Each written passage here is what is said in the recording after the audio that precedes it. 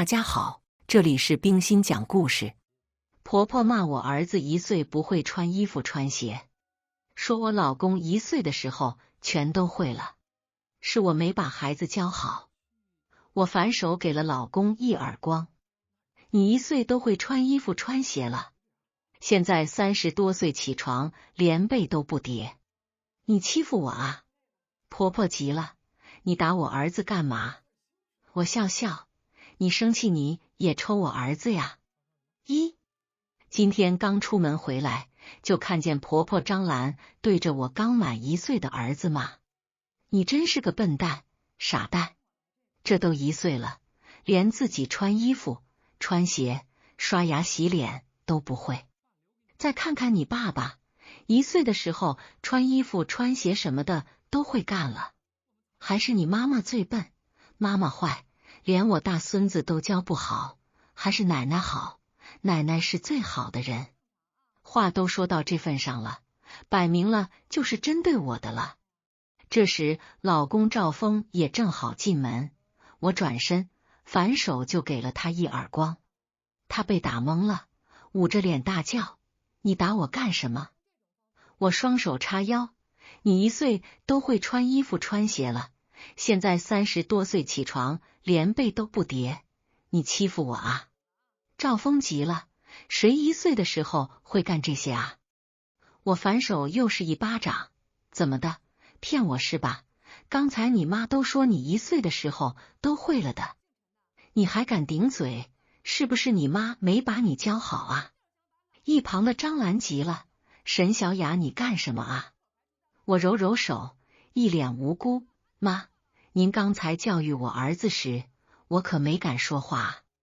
张兰气得指着我的手都在发抖，可我刚才没动手。我笑笑，你生气，你也打我儿子啊？张兰可宝贝他这个大孙子的，自然是不敢打他的。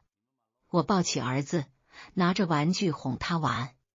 婆婆气得半天说不出一句整话，最后只能拽着赵峰的胳膊，儿子，你看看他，你快管管啊！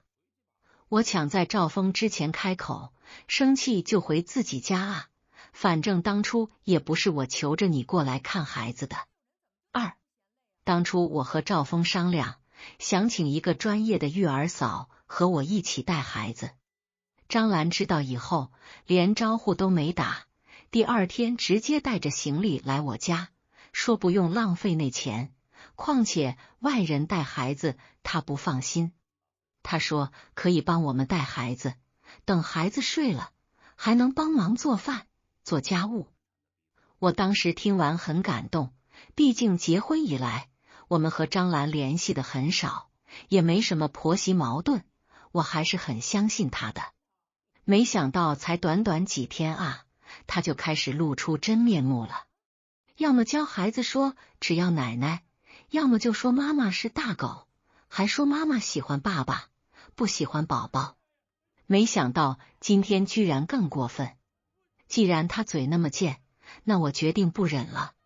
张兰一下就好了起来，行，我走，看谁来给你带孩子。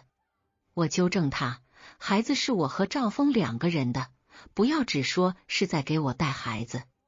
张兰嘴上说要走，可却站在那一动不动。我瞥了她一眼，怎么，腿断了，不会走路了？赵峰脸色沉了下来，沈小雅，你怎么说话呢？我双手环抱在胸前。怎么，我说的不对吗？要不怎么说走又不走？难不成需要我带他去医院看看吗？你怎么说话这么恶毒？我装作吃惊的样子，你第1天认识我啊？我之前就是这样啊，你不是说喜欢我说话直爽吗？我几步上前打开大门，孩子不需要你带了，过几天我会请育儿嫂过来，你现在就可以回去了。见我要赶他走，张兰急了，我不走，这是我大孙子，我是他奶奶，我凭什么走？你就是想挑拨我们之间的感情。原来他是想取代我这个妈妈的位置。我真诚建议他，既然你那么喜欢孩子，那就自己再生一个啊，这样就没人挑拨你们的感情了。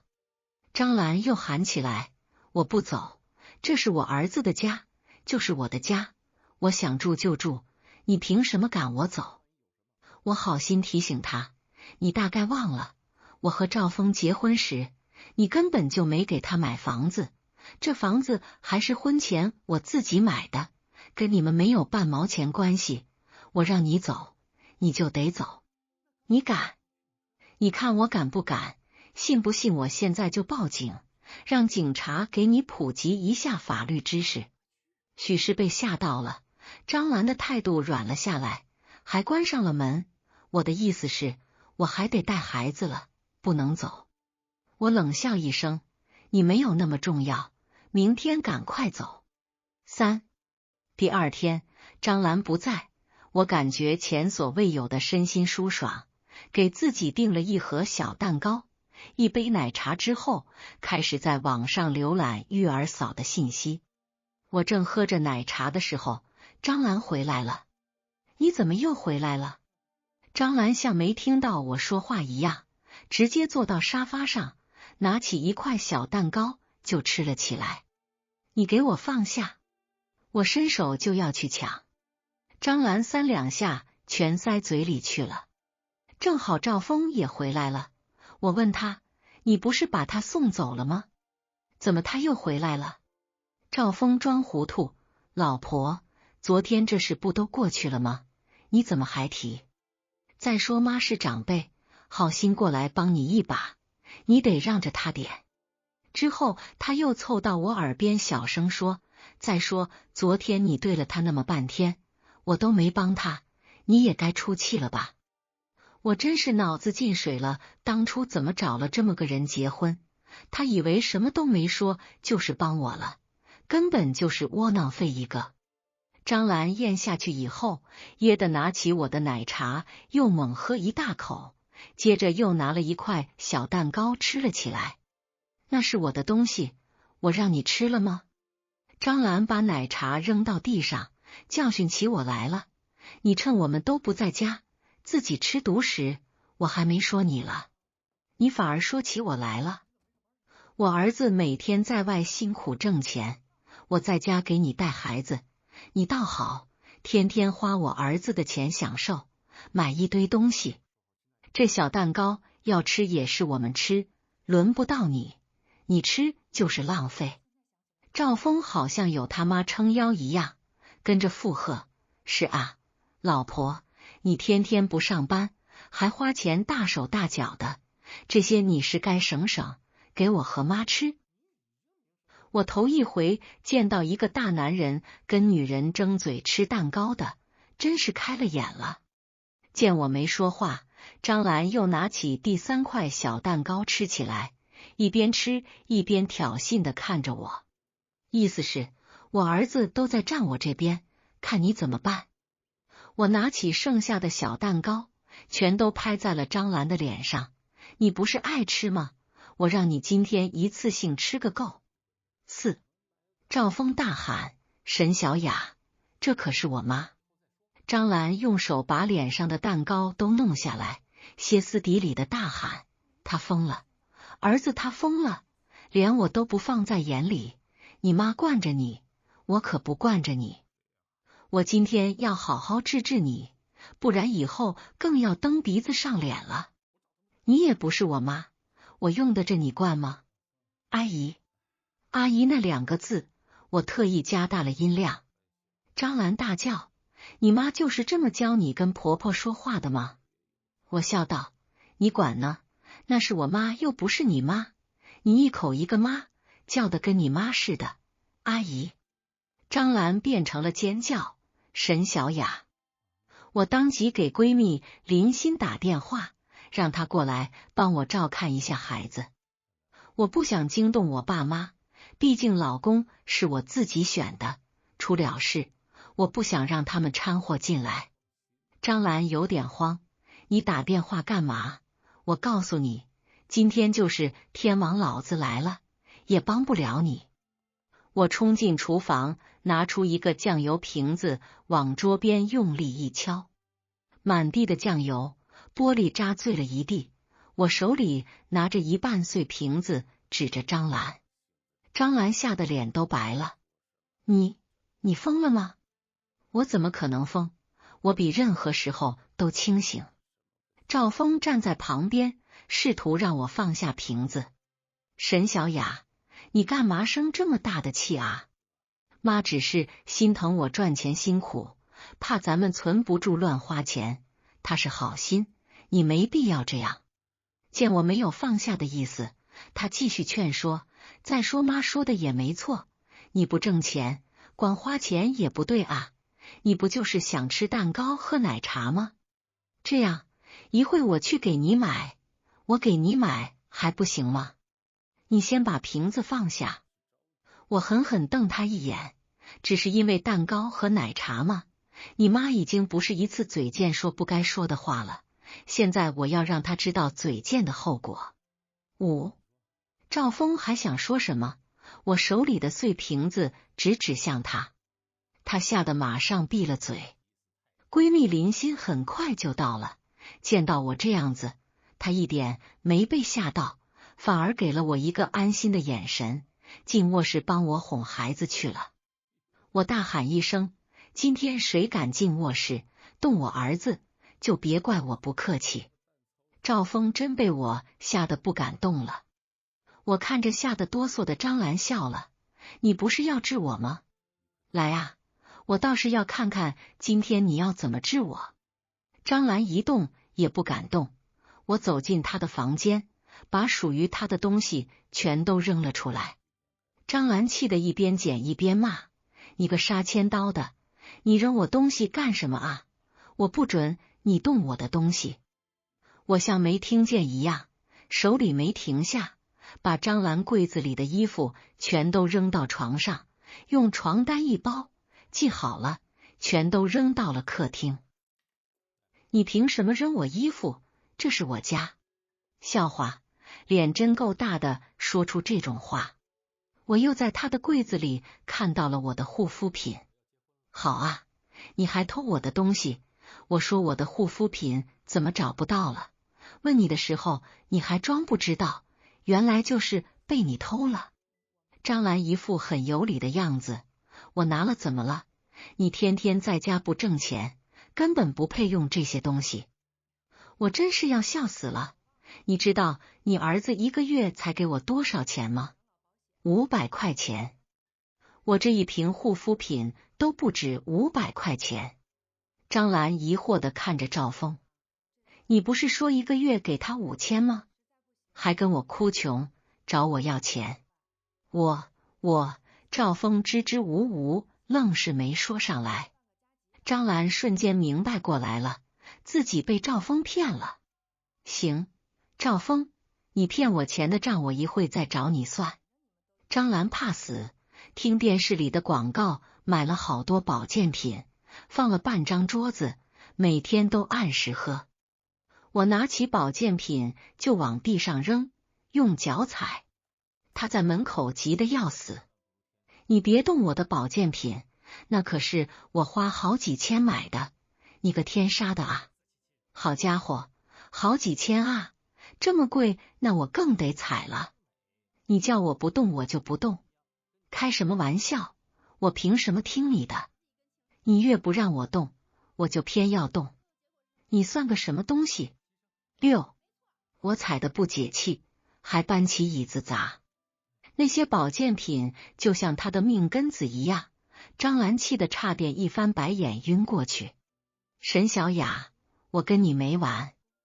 我又抄起那碎了一半的酒瓶，指着他，来啊，过来跟我没完啊！他肯定是不敢，他拽着赵峰就往屋里推。儿子，你去把他给我绑起来，他就是个疯子，给他关到精神病院去。我指着赵峰，你今天敢进来，就别后悔。我现在的样子一定很可怕，毕竟连赵峰都不敢进来了。张兰一个劲的骂，我养你有什么用？废物一个，连自己的媳妇都弄不了。赵峰也急了，你行你去，你惹出来的事你自己解决。说完，他躲进厨房了。原来他不聋也不瞎，知道他妈是什么德行。最后我把踩烂了保健品踢给张兰。你不是说我吃东西是浪费吗？那你这保健品也别吃了，这么贵，多浪费。同样的话用在他身上，他像吃了苍蝇一样难受。我吃保健品怎么了？关你什么事？你在别的地方吃我不管，但这里是我家，你在我家吃，我还就偏要管了。你……张兰被我对的说不出来话，干脆坐在地上撒起泼来。没天理了啊！儿媳妇欺负婆婆了啊！快来人看看啊！张兰嚎着嚎着，突然做出了惊人的举动，扇自己的嘴巴子。我赶紧掏出手机点开录像，这么精彩的发疯模式，我当然得录下来。他一连扇了好几个，给我都看懵了。然后他哭得更厉害了，快来人啊！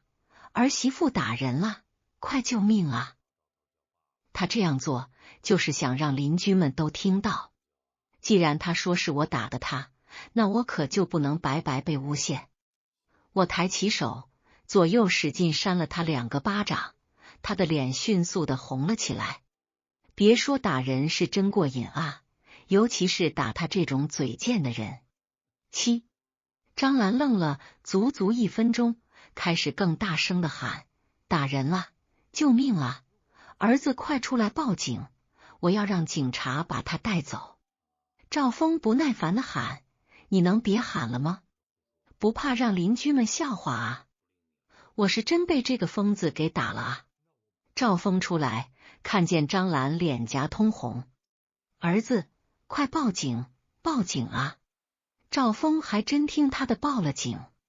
很快办案民警就来了。张兰坐地上就开始哭诉，说我不让他吃饭，不让他看孩子，把他的东西都扔了，要把他赶出去，还打他，说我是疯子，要把我送去精神病院。民警问我怎么回事，我把他扇自己嘴巴的视频放出来。典型的婆媳矛盾，丈夫还不作为。民警只能进行调解之后就回去了。因为刚才张兰的声音太大了，有不少邻居假意路过，实则想看热闹。赵峰脸上挂不住了，你快闭嘴吧，让邻居看热闹你不嫌丢人啊？没想到连自己的儿子都不帮自己了，张兰又开始喊：好啊，你竟然帮着外人欺负我，我的命真苦啊！老头子走得早，丢下我一个人，连儿子都不管我了。还好我反应快，拿出手机又录了一段。既然张兰不嫌丢人，那我更不怕了。我直接把这段视频，还有他刚才扇自己嘴巴的视频发到业主群。既然邻居们这么好奇，那我就满足他们。群里很快就炸开了锅，业主们开始纷纷猜测，这怎么还打自己了呢？瞧瞧把这老人逼的，都开始打自己了。我看不一定吧，第一个视频里他说的话，明显就是故意的啊。恶婆婆不经常这样吗？我看你是电视剧看多了吧？大家说的有鼻子有眼的，就好像真的看见了事情发生的全过程。赵峰的手机不停地响，他自然也看到了大家在业主群里发的话。他这么一个要面子的人，脸瞬间阴沉下来。然而不知道发生了什么的张兰还在哭嚎。赵峰冲着他喊：行了，别哭了，还嫌不够丢人吗？现在业主群里都知道你在这发疯了。张兰抹了一把眼泪，谁发疯了？沈小雅才是那个疯子。既然大家都知道了，那正好，让大家看看我才是受害者。要不是你嘴贱，他能发疯吗？狗咬狗是我喜欢看的。我还没说你骗我钱的事了，你反倒帮那个疯子。提到钱，赵峰的气势立马弱了下来。现在闹得大家都知道了，我还怎么出门？你说怎么办吧？赵峰直接把问题抛给张兰。张兰瞪着我，离婚，马上跟他离婚，离了他就是二手货，我看谁愿意要他，到时候他就该哭着求你来了。赵峰迟疑了，离婚？爸，我坚定地说，赵峰，我要和你离婚。他吓坏了，什么离婚啊？怎么就离婚了？我根本就没想过离婚，这点小事不至于离婚啊！你别乱说。张兰叫嚣着，离，跟他离，让他把结婚时的彩礼退回来，我再给你找一个温柔听话的，绝对比他强100倍。赵峰慌了，你别乱说，我没想过和小雅离婚。赵峰，这个婚我还跟你离定了，当初结婚的彩礼给了8万，我们家陪嫁了10万，家里的家具家电当时都是我买的，跟你没关系。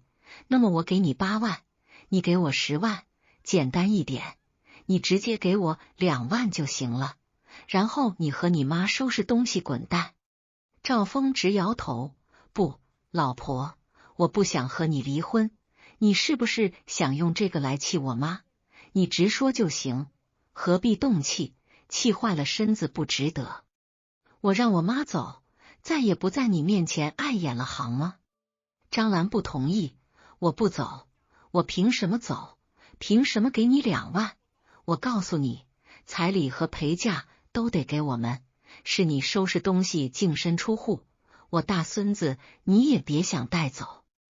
我笑他的无知，房子是婚前财产，不可能分给赵峰。孩子在2岁以前，基本上都会判给妈妈。虽然张兰不知道，可赵峰都懂，他连拉带拽的把张兰拉走了。不到2个小时，赵峰就一个人回来了。一进门发现孩子不在，忙问去哪了。我告诉他让我爸妈接走了，他马上伸手抱住了我。他以为还像之前吵架一样，抱一抱，亲一亲，甚至睡一觉我就能消气，就能解决问题了。小雅，别生气了，妈也是为咱们好，可惜用错了方法。他一边说，一边揽着我往房间走。但我现在不可能再给他任何机会。赵峰，你做梦！我卯足了劲，趁他不注意的时候踹了他下面一脚。他立刻捂住下面，痛得龇牙咧嘴。沈小雅，你谋杀亲夫！我纠正他，你说错了，是前夫。识相的明天一早跟我去民政局离婚。咚咚咚，这时又有人砸门，砸门声不断，一次比一次用力，大有不开门就要把门拆了的架势。我打开门，张兰又回来了，她后面还跟着一个老头。你给我让开！张兰推了我一把，挤了进来，她身后的老头也跟着进来了。他是谁？你带一个外人来我家，信不信我报警？张兰往沙发一坐，老头坐在他旁边，二郎腿一翘，俨然一副主人的姿态。张兰现在和刚才被拉走时的状态完全不同，好像换了个人一样，十分得意。他是我老伴，也就是你爸，这是找帮手来了啊！狗仗人势的东西，别以为你找了个半截身子入土的老头，就以为自己了不起了。我说了，这是我家，你们给我滚！老头说话了，你才半截身子入土了，你怎么跟你爸说话呢？我告诉你，这是我家，想让我走不可能，这是跟我耍无赖了。赵峰这才直起腰，不敢相信这老头是张兰的后老伴。你跟他真的结婚了？张兰点头，证都领了，怕你担心，就没告诉你。没想到今天还有意外收获，60多岁的妈妈再婚，没告诉儿子。这是赵峰都不知道，想必他家的亲戚们也不知道。我直接拍了一张照片就发到家族群里，写上这是张兰再婚的老头。家族群里立马就炸开锅了。很快赵峰的电话响了，可他根本顾不上接。紧接着我的电话也响了，是赵峰的二姨打来的。我接通电话并按了免提，赵峰二姨的声音传了出来：小雅，群里面说的是真的吗？赵峰他妈又再婚了。不等我说话，赵峰的二姨又自顾自地说起来：他妈可真够行的，还学人家找后老伴，也不看看自己什么德行。就他那张嘴，什么话都往外说，贱得要命。我看那老头也不是什么好玩意，贼眉鼠眼的，但别说，他们俩倒是绝配。赵峰也真够行的，能让这么个老头当他后爸。说完还幸灾乐祸的笑。二姨，我这还有点事，先挂了。我立刻挂断电话。赵峰都快气疯了，指着老头就骂：你这么大岁数，干点什么不好，骗我妈干嘛？张兰不乐意了：你别说的那么难听，他没骗我，我们是真心相爱的。你看看你，有了媳妇就忘了娘，从今天这事我就看出来了，你心里根本就没有我这个妈了，我还是要找个依靠。老头还附和：你看你妈都被欺负成什么样了，你都不管，还好我来了，我给你妈做主，把她赶出去。老头说着还就站起来了。我跑进厨房，拿出擀面杖，指着老头：来，有本事你过来，我看你怎么给我赶出去。张兰怂恿他：别怕，出了事有我呢，我就不信他敢把你怎么样，你把他赶出去，房子就是咱俩的了。这句话成了压垮赵峰的最后一根稻草。他挡在我前面：有我在，我看谁敢动小雅。我还就动了，你能把我怎么着？老头上前就给了赵峰一脚。我赶紧后退几步躲到一边，打开手机录像。赵峰本来就被我踹了一脚，又挨了老头信一脚，所有的气全都撒到老头身上了。他抬腿就是一脚，老头一下就被他踹倒了。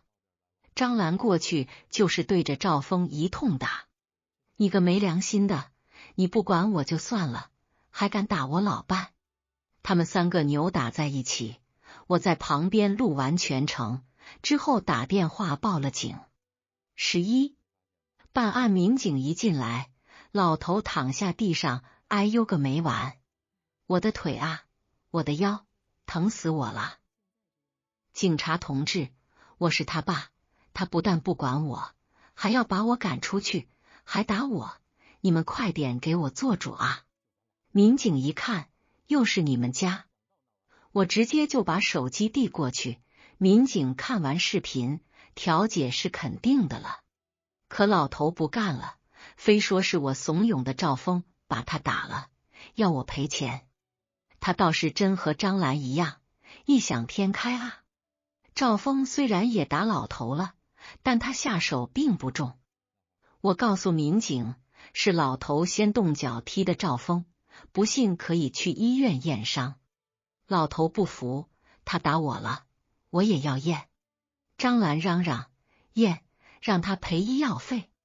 我笑笑：可以，如果验完没问题，我可不赔啊。老头心虚了。最后民警对二人进行了说服教育，回去了。可张兰还是不老实，还在嚷嚷。我嫌他吵，直接扇了他个嘴巴子。张兰，我看在你是长辈，才一而再再而三的容忍你，没有给你打出去。你要再闹下去，信不信我打到你下不了床？医药费我出得起，但你再也别想下地走路了。这一句话，张兰不敢说话了。她可能感受到了，把我逼急了，我什么事都干得出来。我瞪着他旁边的老头，警告他：你也一样。老头直接跟张兰翻了脸。好你个张兰，你骗我！你说只要把你儿媳妇赶走，房子就是咱俩的，你看看赶得走吗？我一看，又赶紧打开了录像。他们自己吵起来了，根本顾不上我了。张兰也跟他急了，要是那么轻易就能赶走，我叫你来干嘛？你也不看看这房子有多大，有难度不是很正常吗？还正常，我是脑子进水了才跟你结婚，一把年纪了还让你儿子打，我不管，赔钱，离婚。张兰瞪大眼睛，眼泪直往下掉。你凭什么跟我离婚？你凭什么这么对我啊？我就离，当初我跟周姐走的挺好的，是你非得插进来的，是你说你有钱有房，骗我跟你结婚，我不管，离婚，现在就去。12，老头拽着张兰就往外走。张兰可不想走，手能拽什么就拽。老头力气又大，沙发旁的小桌子、落地灯全让张兰拽倒了，眼看就被拽到门口了。张兰死死地拽住了老头的双腿，看出张兰也是用尽全力了，老头竟然动弹不得，最后使劲迈腿，没站稳摔倒了。老头躺在地上不停的哎呦，显然是站不起来了。眼看情况不对，我直接打了120，120直接把老头抬上车。我和赵峰谁都不愿意跟着，最后只能张兰跟着去医院了。这回他们是不会回来了。赵峰像泄了气的皮球一样，落寞的看着我。小雅，我真的错了，咱们不离婚好不好？赵峰，事情闹到现在这样，你说这话还有意思吗？工资这方面，你从我和你妈那两头骗。我和你妈有矛盾的时候，你也是墙头草两边倒，甚至躲起来。你心里从来没有别人，只有你自己。这个婚我非离不可，如果你还有一点良知，就离了吧。毕竟孩子在这种环境下长大也不好。如果你非要把事情闹得更难看，我奉陪到底。赵峰想了好久，最后同意离婚了。办手续的那天，天气很好，就像我的心情一样。离婚证拿到手的那一刻，我觉得新的生活又开始了。我把那些视频都发到了网上，为了提醒广大女性，一定要谨慎选择结婚对象，婆婆有可能就是一颗不定时的炸弹。这个房子张兰住过，太晦气了，我决定卖掉它。我和孩子先搬回了我爸妈那里，再买新房子。这天我在收拾行李的时候，有人敲门。我去开门，张兰站在门口。短短几天不见，她像是变了一个人一样，头发乱糟糟的，身上的衣服也皱皱巴巴的，没有了以前的精气神。看见我以后，她扑通一声跪了下来。小雅，以前都是妈的不对，你原谅妈吧。13，我提醒她，我和赵峰已经离婚了，你别老一口一个我妈了。张兰听后直接哭了，都是我的错啊，你别怪赵峰了，你跟他复婚吧，我求求你了，现在他生我的气走了，我找不到他了，求求你了小雅。天知道他说出这句话来的时候，我有多开心。他今天的一切都是他自己造成的，半点怨不得别人。我冷冷地看着他，你现在赶紧离开我家，否则我会报警。千万别报警，我求你了。我转身关上门，给物业打电话，告诉他们有个人在我家门口不走，影响到我的生活了。过了一会，物业把张兰带走了。后来我才知道，那天张兰和老头去了医院以后，老头的儿女不知道怎么得到的消息，也赶到了医院。看到张兰以后，他们一人打了他一个大嘴巴。质问他老头为什么会进医院。之后又他们一口咬定是张兰骗老头结婚，逼张兰和老头离婚，并赔偿老头的医药费和精神损失费，不然就要把他告上法庭。张兰害怕，给赵峰打电话，可电话显示是空号，联系不上赵峰。他又打电话想找亲戚们帮忙，可人家都是看热闹，一听说要帮忙立马挂断电话。之后张兰再打电话，根本就没人接。没办法，张兰只有把房子卖了，赔给了老头的儿女一大笔钱。没了房子，张兰无家可归了。她给亲戚打电话，想借住几天，可电话全都打不通了。手里的钱才住了几天，旅馆就没有了。张兰终于受不了，才来找我。这天我和林欣逛街，看见垃圾桶旁边有一个披头散发的人正在垃圾桶里的垃圾。翻到一个盒子以后，那人赶紧跑到墙角，打开盒子，抓起里面的东西就往嘴里塞。林欣眼尖，说：“那不是你的钱婆婆吗？怎么沦落到捡垃圾了？”我们走近一看，还真是张兰。她身上的衣服破破烂烂的，脸上脏得不成样子，吃着垃圾桶里的垃圾，呵呵的傻笑，看样子精神应该不太正常了。我拉着林欣走远了。林欣问我有什么想法，我笑笑，我能有什么想法？他能有今天，全是他自找的。他当初让我和他儿子离婚，要把我赶出家门，就应该想到自己有一天会是这种下场。这样的人根本就不值得可怜。我挽着林欣的胳膊，走，今天我请客，咱们吃好吃的去。噪音的事总会过去，人要学会向前看，美好的人生在迎接着我们。